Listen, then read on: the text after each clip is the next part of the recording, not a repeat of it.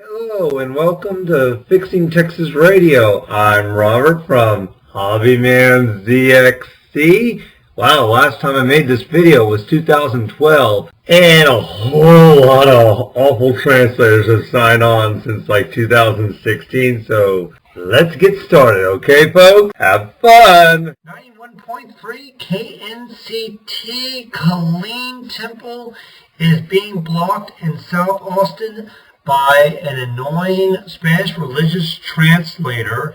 But luckily I can still hear 91.3 out of Temple, easy listening, in my Northwest Austin home. So what they need to do is just move a little bit more further south. Next we shut off 91.9 KLLR Dripping Springs and 92.1 I believe KVLR Hutto.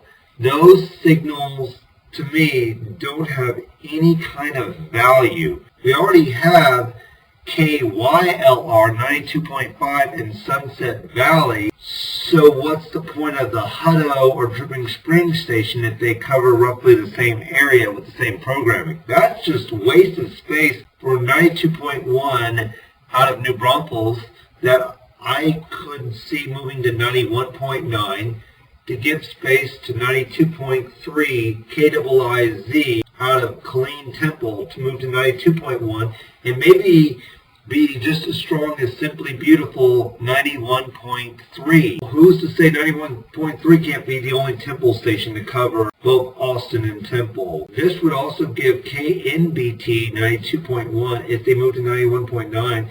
Maybe in Austin and a little bit of a San Antonio signal if they don't interfere with 91.7 out of San Antonio or 91.7 KOP and KVRX.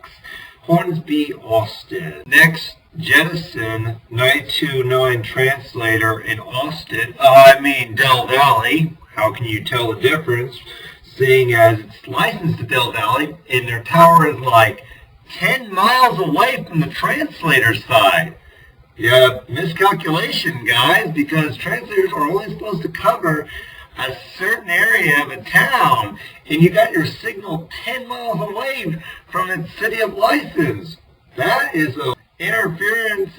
For KRMX Marlin Waco, I know the owner of that station, and I've loved the station since it was Light Rock 92.9. They went down a little peg when they flipped to Mix 92.9. Right now there's Shooter FM. Van does still work at the station, but I don't think he owns it. He just comes in occasionally. This station interferes with 92.9 KROM San Antonio.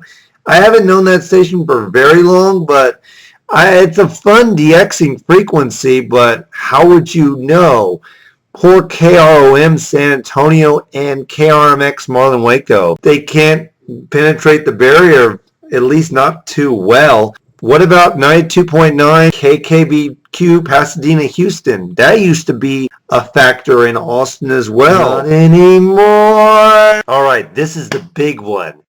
Remove 93.3 KGSR, move 93.7 over to 93.5. That way there'll be some spatial separation back on the 93 FM part of the dial, because right now it is cramped like crazy. Also, if you're worried about 93.5 KOOK Junction, don't worry. I think Junction's very far away from Austin, so KLBJ could have a home at 93.5 if you just shut off 93.3, because that station is not really doing anything.